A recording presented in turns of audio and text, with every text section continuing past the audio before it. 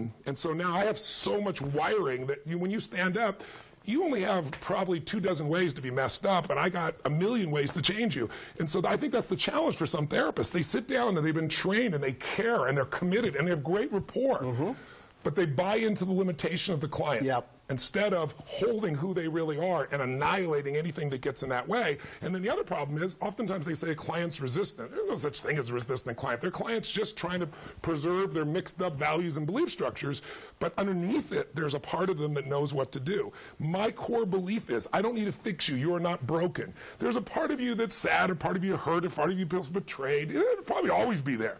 I need to put a different part of you in charge.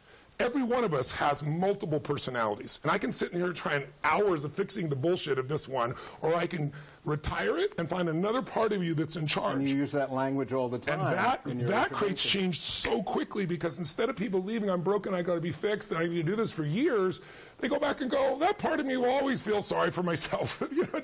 I've outgrown it. That thing needs to retire, go to sleep. But I have other parts. Yes, and when you tap into those other parts, you remember Virginia Satir's like parts parties as an example, right? So I used to do that, but now I don't even do that. I just go, boom, let's find that part of you, and I call that part of them. But I can bring people there because I go there first. If you have not, a lot of therapists ask me, what's the best thing I can do for my practice? I say, transform yourself.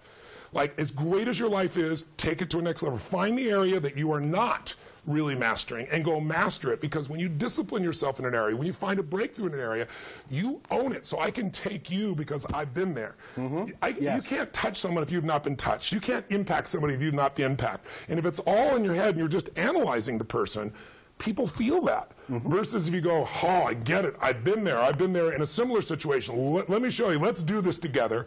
There's a different level of trust. There's a different level of certainty. It's like if you look at an athlete, it's a perfect example. I'm sure whether people follow sports or not, everyone has been watching a time when a kicker runs out on the football field, or a basketball player to shoot a free throw, and you look at the kicker or the free throw shooter and you go, he's going to miss it.